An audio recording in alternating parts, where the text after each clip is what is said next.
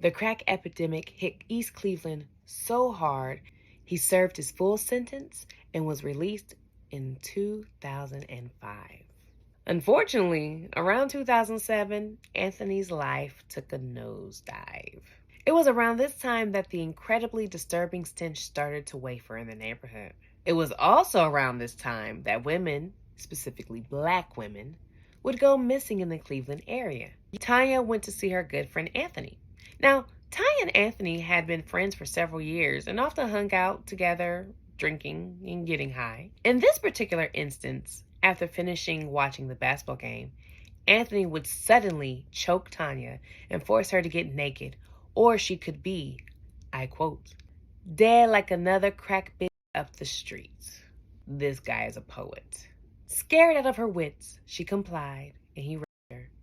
She would lay there, and once Anthony woke up, he seemed not to reference to anything that happened previously.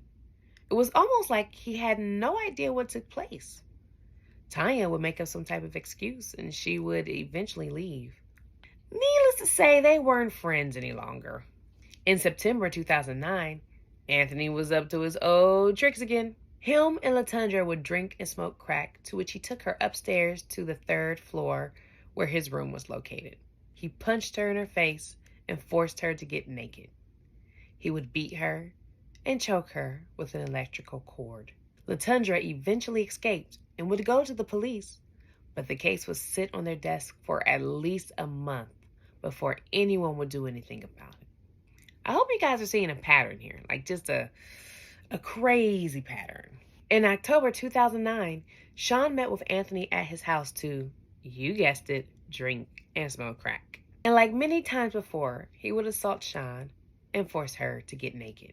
But this time went a little different. During the raid, he would go and close the window so that people couldn't hear her yelling. But while he was doing that, she would escape through one of the open windows. He would try to drag her back in, but then he ultimately pushed her really hard to the ground, probably hoping the fall would kill her. But luckily for her, it was just a 2-story fall. Anthony would then come out the house naked to try and pull the naked woman back in. But by this time, bystanders had realized this is not normal. The owner of the local bar came over to see what was happening, and Anthony told him that they were having sex and his woman fell out the window. The bar owner was like, yeah, okay, and then proceeded to call the police. Anthony almost got the woman to his front door, but then the emergency services showed up. They took Sean to the hospital where she remained unconscious for 3 days.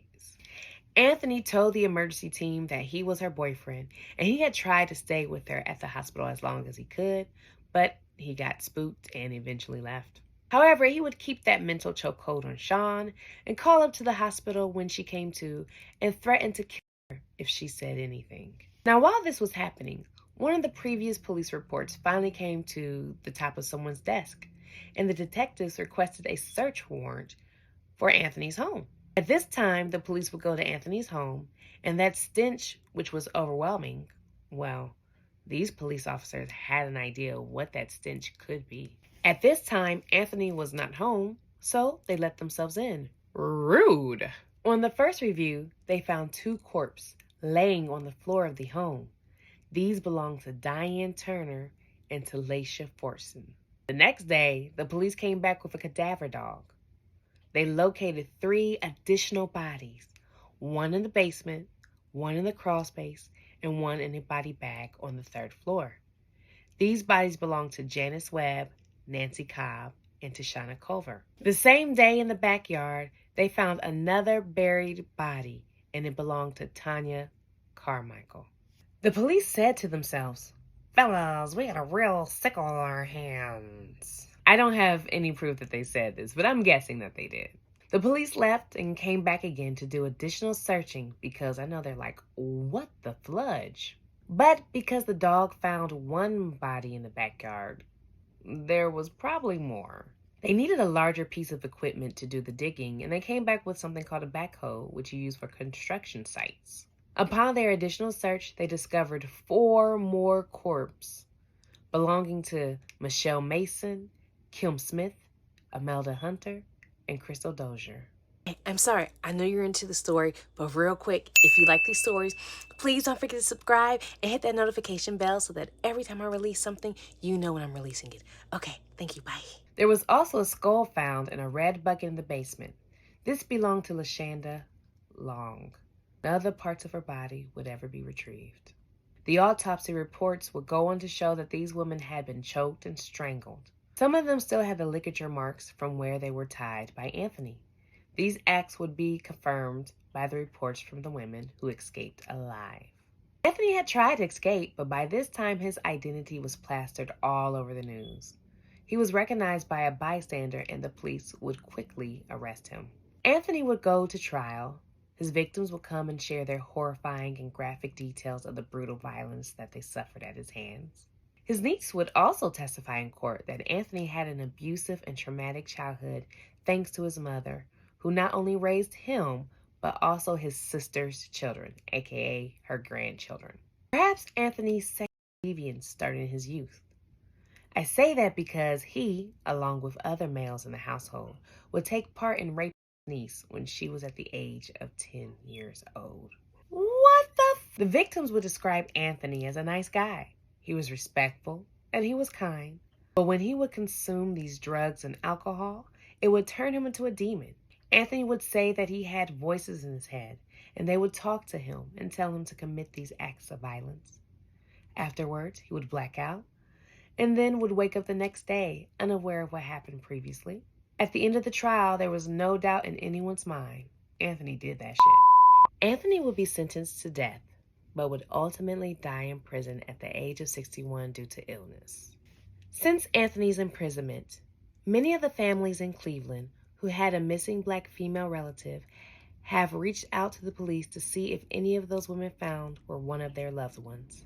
DNA testing were able to identify the identities of the deceased women. Police did not believe that this was Anthony's only murders. They opened some previously unsolved cases from the 1980s to see if they could potentially be victims of Anthony. Some of those cases, specifically 3 of the bodies that were found near his home on Page Avenue, fit his MO, aka choking and they also noticed that these murders have stopped around the time that Anthony was arrested. Currently, those cases are still being investigated. Since then, the home that Anthony lived in had been destroyed, and there has been a monument erected for the 11 women who lost their lives. The smell is no longer there, and Ray's sausage, whose video recording of the woman jumping out the window was used during the trial, has rebounded and are better than ever. Vindication! Anthony could have been caught at any time had the police taken his victims who escaped seriously. Instead, they looked down these poor women because they were black and they were drug addicts and sex workers. And Anthony knew this, and because of this, he was able to move in silence without fear of repercussions. The survivors are trying to put the pieces of their lives back together, but deal with a lot of psychological issues, naturally. Everyone deserves to be protected and to be safe, regardless of the choices of how they choose to live their lives. Had the police department taken these women more seriously, you wouldn't have had someone dubbed the Cleveland Strangler destroying so many lives for as long as he did.